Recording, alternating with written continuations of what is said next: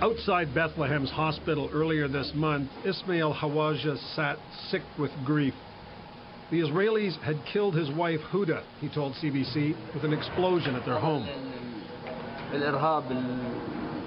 As is often the case, his story of abuse by soldiers couldn't be verified. The army had nothing to say, and what was happening inside the refugee camp was off limits to foreign reporters. But not to the Israeli media. An Israeli camera went right along with the soldiers, right into the briefings, and right into the Hawaja home. The army blew off the door and inside found Huda Hawaja mortally wounded on the floor. Ismail Hawaja clearly thought at that point his wife would live. He begged the army to let an ambulance through.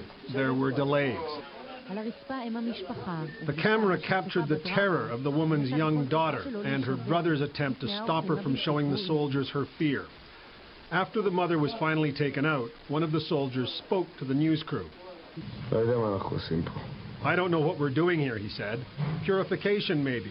It's dirty here. I don't know why a good Hebrew boy should be here so far from his home." Another soldier said he approved of the operation and that it really wasn't so bad.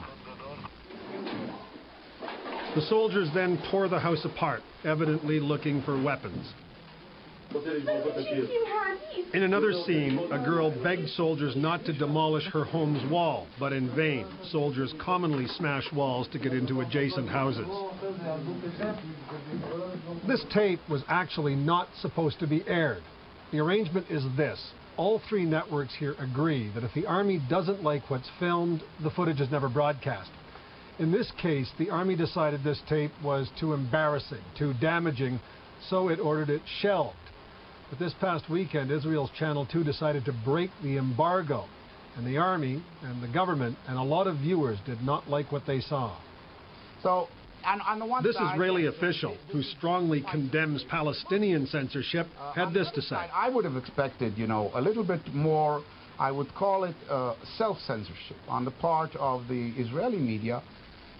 Israel's second biggest newspaper splashed it all over page 1 today under the headline, "Gaffe." The army, after trying to suppress distribution of the pictures, expressed contrition for its soldiers' actions. Our action is so difficult to be done that it's, I would say, to the extremities of acceptance. And regarding the delay in evacuating Huda Hawaja, the army said this. It's a mistake. Neil MacDonald, CBC News, Jerusalem.